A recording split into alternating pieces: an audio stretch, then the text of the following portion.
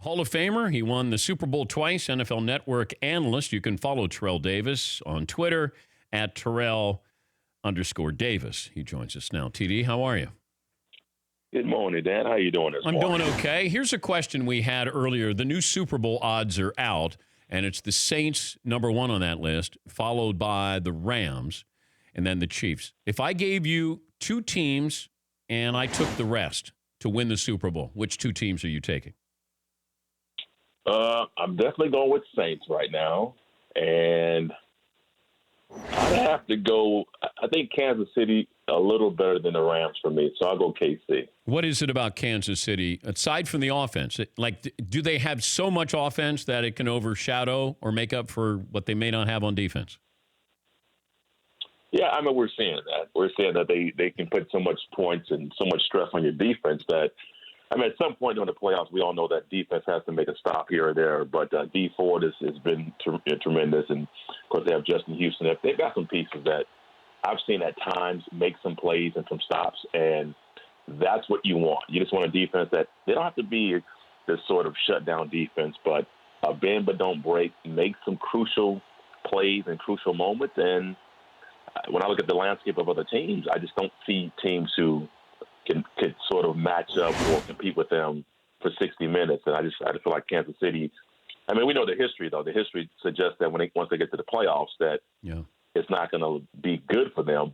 But I don't know. There's something different about this team that maybe they're past their previous experiences. And maybe this is Patrick Mahomes, the magic of him may continue. But I think right now I'm certainly going with Kansas City, and I'm going with New Orleans. What will it take for a running back to be named MVP again? That's a good question, because it seems like it's just that honor is a quarterback award now.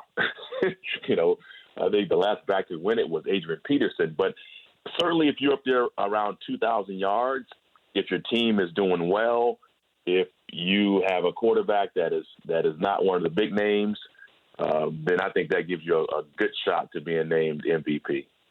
Yeah, I wonder, because I look at Todd Gurley and, you're just not a running back anymore. Le'Veon Bell, it's like Marshall Faulk was so far ahead of everybody at that position, it feels like. Yeah. Ricky Waters was there as well, Roger Craig. Like, you had these guys who were dual threats there. It feels like if you're playing the position now, you have to be that dual threat. And Gurley is that. I think Patrick Mahomes and Drew Brees are getting all the headlines there. But and here's another. Gurley might be the most valuable player for the Rams, but not be the most valuable player in the NFL. Does that make sense? It makes sense. Yeah, of course it makes sense. I think for their team, he's their MVP. He was the Offensive Player of the Year last year, and I was just kind of looking back on my career and how it was kind of stair-step. I think I was Offensive Player of the Year, and then it kind of gotten people looking at you to consider you for MVP. And then next year I ended up getting it. And I thought at the end of beginning of the season, Todd Gurley was my league MVP. And to me, he is. He's been doing everything the team asked him to do. You talked about it. He can catch the ball out of the backfield. He is that piece that if he's not there, what do the Rams look like offensively? Yeah. I know Jared Goff is he's looked pretty good, but Gurley's that engine. He's that engine that drives that offense. And without him, I just don't know if the Rams are where they are today. Did Le'Veon Bell make the right decision coming from a running back perspective? I knew you was going to ask me that question. I knew you was going to ask me that question. It's hard because there's two. I think for me, it's two perspectives. One, I put myself in his shoes and I say, could I have just held out and missed out on $14 million? And the answer is no. Okay, no. That's. I mean, every week I'm seeing that check, that $800,000 check, not being cashed. But when I played, I didn't make a lot of money when I played. So that's just me from a whole different standpoint. I understand what he's doing, though. So the second point is I get it. He has placed a value on his talent. And he made a decision that he's not going to play for anything less than what he feels his market value is.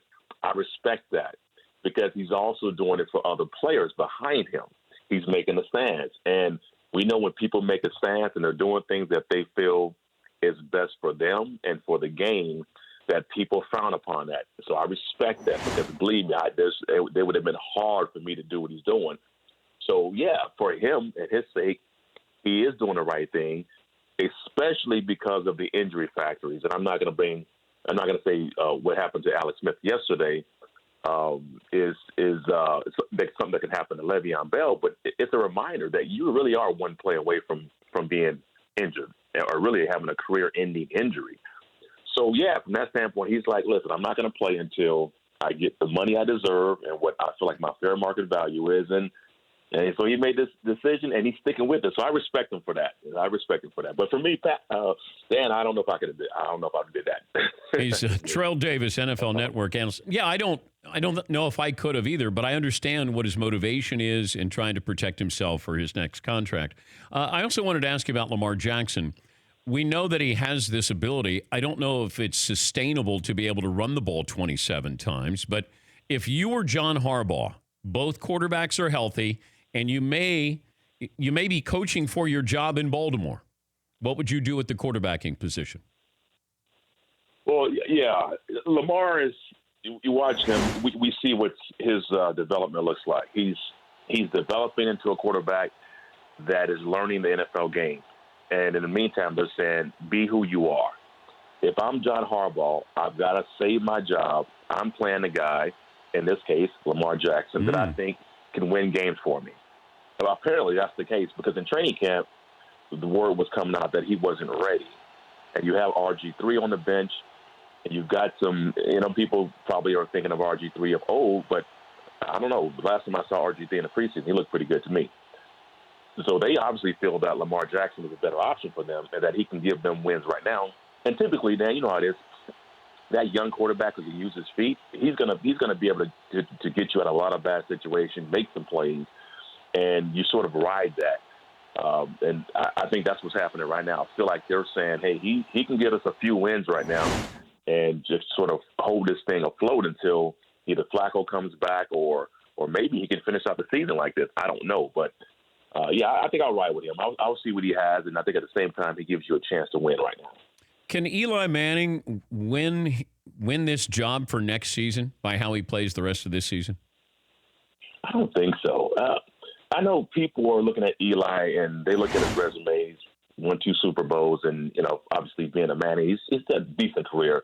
For the last couple of years, Eli hasn't played to where you say we don't need to find another quarterback.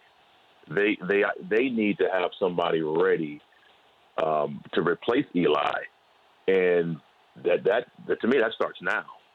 Even if you finish out this year and he looked great, I think you still are going into next year saying we've got to find a replacement for Eli, because if you don't, we know we've seen stretches in his career where he hasn't looked great at all, and then we start to hear the questions about whether he's done or not.